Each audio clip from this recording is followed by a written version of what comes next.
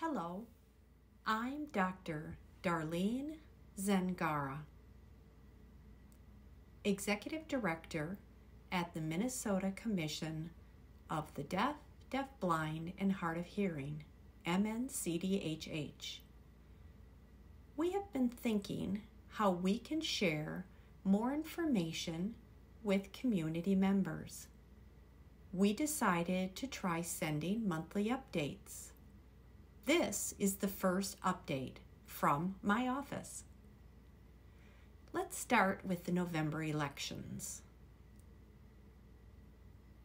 November 3rd, 2020 was Election Day. We have 11 contractors who are responsible for community engagement and training.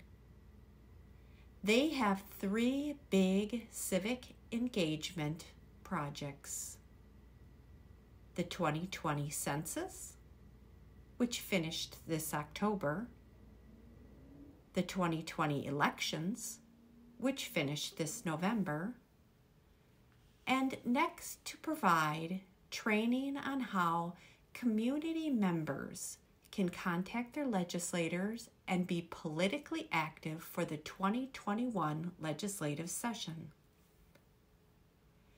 2020 was the first year that the Office of the Minnesota Secretary of State set up an ASL voters hotline.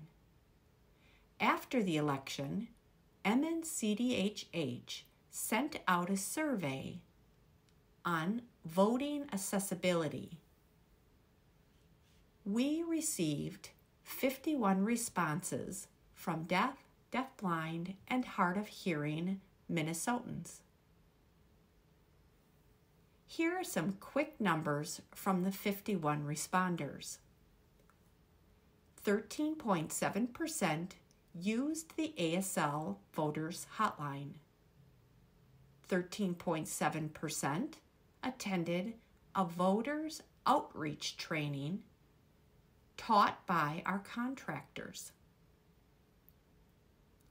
23.5% reached out to our contractors for one-on-one coaching on how to vote.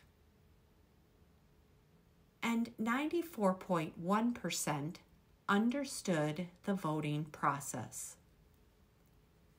Many responders reported that the masks were a barrier.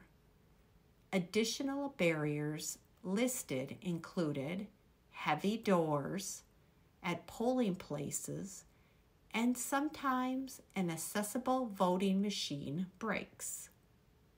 One responder said they want ASL interpreters available on site when they go to vote in person. MNCDHH wants to thank our contractors, the Secretary of State's office, community organizations, and community advocates for their voting work. Together, we made a difference. Next, I am happy to announce that I am starting a virtual tour called Traveling Tuesdays. On this tour, I will meet with community members from different regions in Minnesota through Zoom. On December 15th, I will meet with community members who live in southeast Minnesota. On January 12th, 2021, I will meet with community members who live in northwest Minnesota. The other regions are still being scheduled. During our meetings, I will introduce myself, share some of MNCDH's recent work, describe my vision for the future, and answer your questions.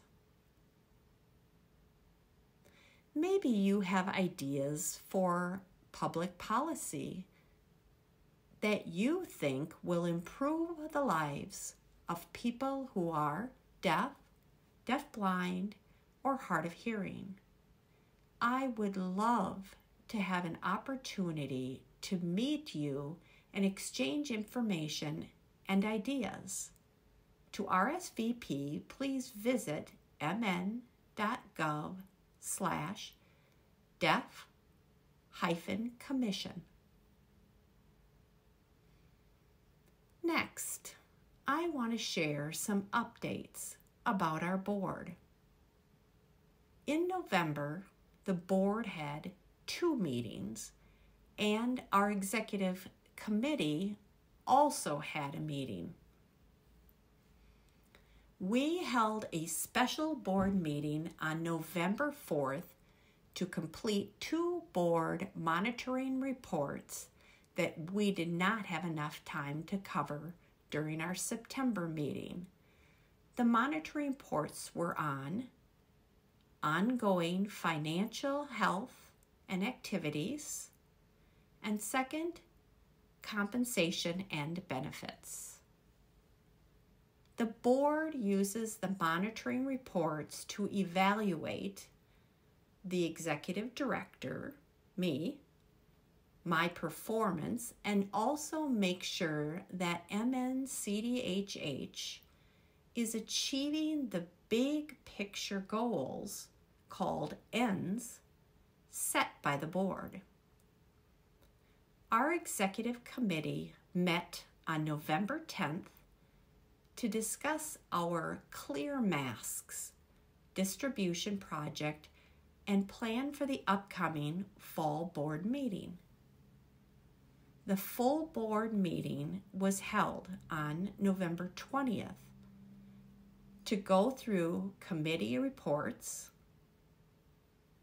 to review possible items for our 2021 legislative agenda, and do more board monitoring reports. The monitoring reports were on 1, productive work environment, and 2, healthy work environment. The last item I will share for this update is about our educational work through the collaborative plan. The collaborative plan is a network of agencies and organizations who work together to create positive systemic changes in order to achieve better education and career outcomes for students who are deaf, deafblind, and hard of hearing. There are 6 work groups under the collaborative plan. The work groups are 1, birth to age 5, 2, kindergarten to grade 4, 3, grades 5 to 8, 4, transition, grade 9 to age 21, 5, deafblind, and 6, steering. I am happy to share that the kindergarten to grade 4 and grade 5 to 8 work groups met and set a new strategic plan for 2021. The transition work group completed 2 roadmaps for students and their families. One roadmap focuses on transitioning to post-secondary settings. The other roadmap focuses on transitioning to work. Both are on the website. There will be a formal announcement later in both ASL and English soon, so watch for that. Mental health continues to be an important need. I'm happy to share that the collaborative plan stakeholders are doing research on the feasibility of setting up a mental health day, treatment, and residential program for deaf and hard of hearing. I look forward to seeing what happens as a result of their work. This is it for our first monthly update. Please let me know if you have any questions for me.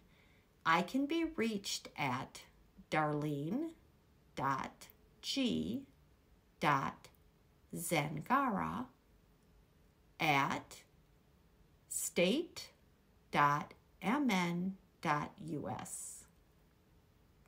I will share another update next month.